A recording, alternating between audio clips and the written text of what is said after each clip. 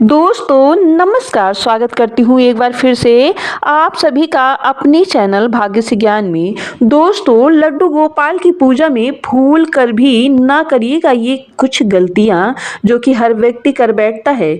दोस्तों, सबसे पहले लड्डू गोपाल को अगर आप घर में लाना चाहते हैं और उनकी सेवा करना चाहते हैं और उनकी नित्य प्रतिदिन सेवा करना चाहते हैं तो कुछ बातों का ध्यान देना बहुत ही आवश्यक है। यदि आप मांस मदिरा का सेवन करते हैं तो लड्डू गोपाल की सेवा आप नहीं कर सकते हैं। जी हाँ दोस्तों, आपने सही सुना। लड्डू गोपाल की सेवा करने से पहले आपको कुछ नियम संयम करने पड़ते हैं। जैसे कि लड्डू गोपाल की सेवा अगर आप करना चाहते हैं तो आपको मांस मदिरा का त्याग करना पड़ेगा, तामसिक भोजन का त्याग करना पड़ेगा। दोस्तों, लड्डू गोपाल को जब हम घर में लाते हैं तो नित्य प्रतिदिन उनको हम गंगा जल से स्नान करवाते हैं। यदि गंगा जल ना हो तो नॉर्मल पानी भी चल जाएगा, यानी कि शुद्ध पानी होना चाहिए, यानी कि शुद्ध जल होना चाहिए जिसे हमारे लड्डू गोपाल स्नान करें। चंदन आदि लगा के उन्हें स्नान कराएं, उनका उपटन करें। उन्हें स्नान कराने के बाद अंग पोषण करें।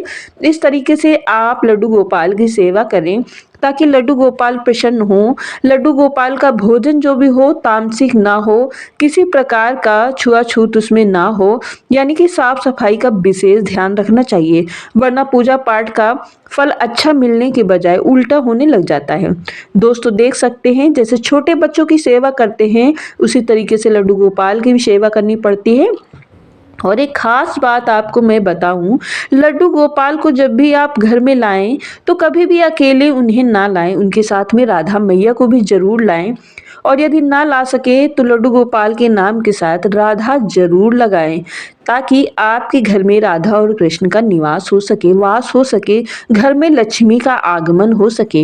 ऐसा अगर आप करेंगे नित्य प्रतिदिन, यदि लड्डू गोपाल की यदि आप सेवा करते हैं तो माता लक्ष्मी आपके घर में सदा ही निवास करती हैं। विष्णु भगवान का वास होता है, लड्डू गोपाल और राधा मैया का वास होता है। तो देख सकते हैं यहाँ पे इस तरीके से लड्डू गोपाल को स्नान करवाना होता है और उनका श्रृंगार करना होता है। आप जितना अच्छा श्रृंगार लड्डू गोपाल का करेंगे, लड्डू गोपाल उतना ही प्रसन्न होंगे, राधा मैया उतना ही प्रसन्न होंगी और आपको सुख शांति समृद्धि प्रदान करेंगी।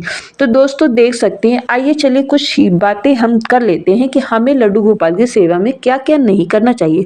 सबसे पहले तो हमें गंदे वस्त्र पहनकर कभी भी लड्डू गोपाल की सेवा नहीं करनी चाहिए, यानी कि मल मूत्र आदि करके कभी भी लड्डू गोपाल की सेवा नहीं करनी चाहिए। हमें हमेशा स्नान करके ही लड्डू गोपाल को स्नान करवाना चाहिए। कुछ लोगों का सवाल होता है कि लड्डू गोपाल को बिना नहाए क्या भोग लगा सकते हैं? ऐसा नहीं है, वो जरूर बाल गोपाल हैं, वो जरूर लड्डू गोपाल हैं, लेकिन है तो वो देवता ही। तो देवता को हम बिना नहाए, भगवान को हम बिना नहाए नहीं स्पर्श कर सकते हैं। इस चीज़ का विशेष ध्यान रखें। हो सके तो आप देर में स्नान करवाएं, लेकिन नहाने के बाद ही स्नान करवाएं। तो देख सकते हैं इस तरीके से भगवान को भोग में विशेष ध्यान रखें। कुछ चीज़ें जैसे कि तामसिक भोजन का प्रयोग नहीं करना है, लहसुन प्याज का प्रयोग नहीं करना है और बाहर से लाई हुई चीज़ों को अवॉइड करें। घर में जो भी चीज़ें आपके बनती हों वही चीज़ें लड्डू गोपाल को भोग में खिलाएं। ऐसा कभी ना करें कि उनका भोग ना लगाएं, कुछ न कुछ उनको भोग खाने में जरूर दें। और जब भी आप बाहर जाएं घर से तो उनके लिए सूखा भोग जरूर रख दे ताकि लड्डू गोपाल बाल गोपाल है, उन्हें भूख लगती रहती है। अब बात करते हैं पैकेट बंद चीज़ों की। पैकेट बंद चीज़ें कभी भी लड्डू गोपाल को नहीं देनी चाहिए और कभी इमरजेंसी में दें भी तो आप उस पर पढ़ लें कि ऑनियन गार्लिक का कोई पेस्ट तो नहीं पड़ा है। अगर उसमें ऑनियन का कोई पेस्ट पड़ा है, गार्लिक का कोई पेस्ट पड़ा है तो आप उस चीज़ों को ना दें। घर से बनी हुई चीज़ें जैसे कि भोग में दाल सब्जी चावल रोटी आदि चीज़ों का प्रयोग कर सकते हैं। तो आप घर पे सात्विक तरीके का भोजन बनाएं। यदि आप लहसुन प्याज खाते हैं तो भगवान जी के लिए दाल अलग से बनाएं, यानी कि आप बिना छौंकी हुई दाल निकाल के भगवान जी का यानी कि लड्डू गोपाल जी का भोग लगा सकते हैं। वैसे तो लड्डू गोपाल की पूजा बहुत ही आसान है, लेकिन यदि कुछ बातों का ध्यान नहीं दिया गया तो उन चीज़ों का गलत प्रभाव हमारे जीवन पे पड़ता है। तो जैसे कि घर में एक सदस्य लहसुन प्याज नहीं खाता है तो हम उसके लिए खाना अलग से बनाते हैं, उसी तरीके से हमें लड्डू गोपाल के लिए भोजन बनाना चाहिए ताकि हमारे घर के जो मुखिया हैं वो भूखे ना रह जाएं और उन्हें हमें तामसिक भोजन नहीं देना चाहिए।